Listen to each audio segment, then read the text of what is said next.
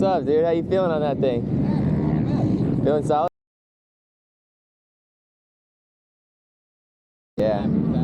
That's sick, dude. So I'm doing this YouTube series where I like try all the pro factory Supercross riders like training nutrition plan for a day. Would you mind just like running me through like a gnarly training day? You can ask this guy. Oh, you got your trainer around here? Inside. Right now they're all pretty fairly monotonous. So the training like off the bike isn't as high right now. Right. Just because we focus on this, but you can probably take it to a pretty. Okay. That'd be sick. How's it going, man? Good, dude.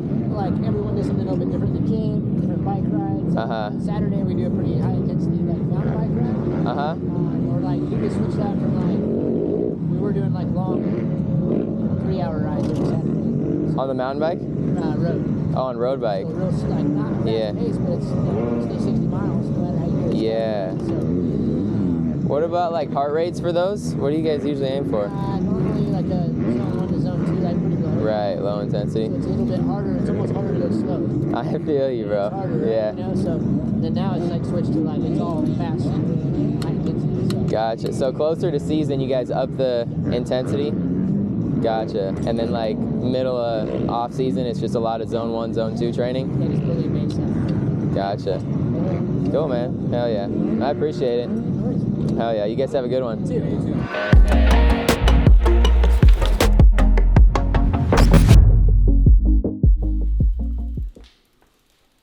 All right, well, we got the chance to talk to Colt Nichols and Will Hahn last week at Fox Raceway. Got a little bit of insights out of them. They said that every Saturday they go on a 3-hour road bike ride, low intensity. So we're gonna give it a try. So let's get it. All right, we're out here. We made it onto the road. It's about 5:30 in the morning, but some key kind of factors here. So we're gonna go for 3 hours, which is a fucking long time. But the key thing is here is we're not actually trying to push ourselves super hard. We want to be zone 1, zone 2 in the heart rate zones, which is pretty low intensity. And it's kind of a trip because naturally you would think you want to simulate racing, right? And go high intensity. But the science tells us that if we build that strong low intensity base in the cardio department, it's going to translate into high intensity endurance. So for base training, it's low intensity, a little bit longer periods of time. This is kind of more of an off-season thing. Or, you know, if you're just out of shape, like you need to build that strong base. So low intensity, long period of time. But I'll check back in with you guys when the sun comes up, see how we're doing. Let's go. All right, we're about halfway through. We're an hour and a half into it. As you can see, it's light out now, and we're still getting after it. I will say, I'm like, damn, we're only halfway through because it feels like I've been out here for a while. But a couple things that are coming to my mind, like my legs are definitely starting to get a little bit tired, but we'll be all right. The other thing is like Will Hahn had said, It's almost harder to go slow. It's kind of hard to go slow. I've been having a hard time even keeping my heart rate down in that zone 2 range, especially since I don't really have like a legit road bike. Any of you like legit road bikers out there, don't hate. I know I don't have the suit.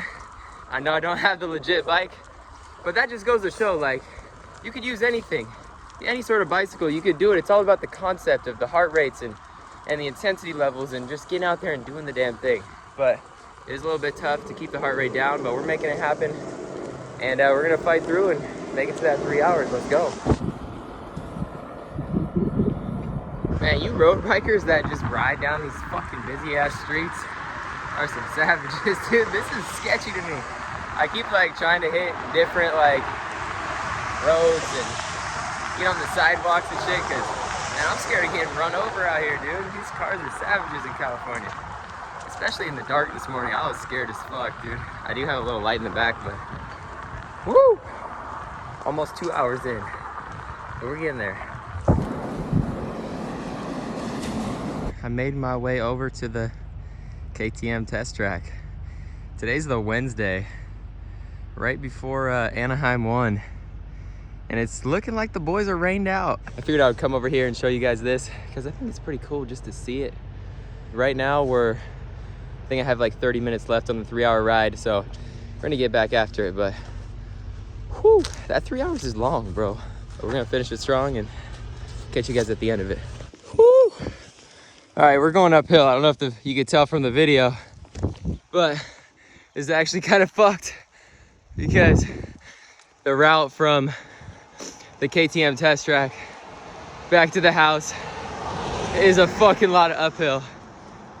So we're finishing strong, but of course, the end has to be the most fucked part. We got like half a mile left. We're almost there. All right, we made it up the hill, and now it's raining. We're real close to home though, so we won't be getting too wet. But damn, I'm getting tested here at the end, but I'm stoked. Finished strong, finished on some, well, so we kind of screwed up on the heart rate there because I just spiked up to like 180 going up that hill. But I think it's all right. We got a good 2.5 hours plus 2 hours, 45 minutes of just solid base training and then just finishing strong. It's the last lap. You know, in moments like this, at the end of my training, I like to imagine that I'm racing and like it's the last lap. I'm in second place. At the stop sign, turn left onto Pacific Park Drive. Got you. But I'm in second place and I gotta grind. I gotta push hard to pass that dude for the lead. So let's get it. Last stretch. And we're getting rained on. Let's go.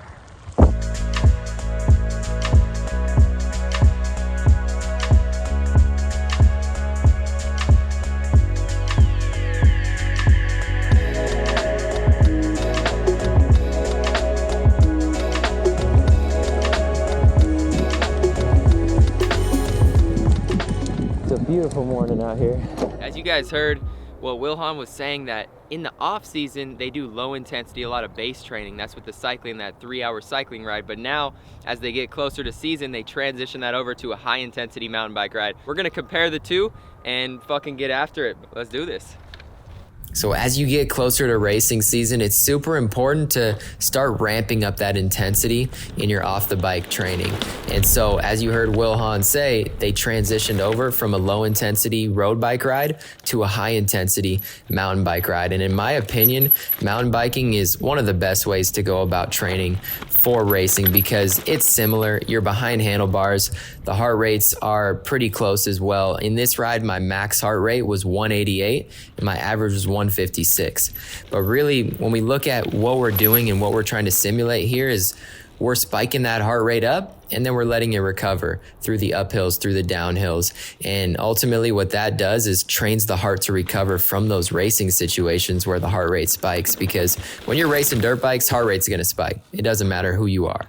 But if we can catch those spikes, take a couple deep breaths, bring the heart rate back down to a more sustainable range, that's where we see a big boost in our endurance. Woo. That's a wrap. Couple-hour mountain bike ride, a lot more high intensity, a lot more fun, I will say for sure. But like I said, the high intensity stuff is a lot more important as you get closer to season. So don't sleep on the importance of the low intensity base training. If you need help with all this stuff, you need a set plan to kind of be tailored to you, what you got access to, stuff like that. Hit me up on Instagram, DM me Race Shape. But other than that, thanks for tuning in. I appreciate you. Hit that subscribe button. Tune in for the next one. Let's go.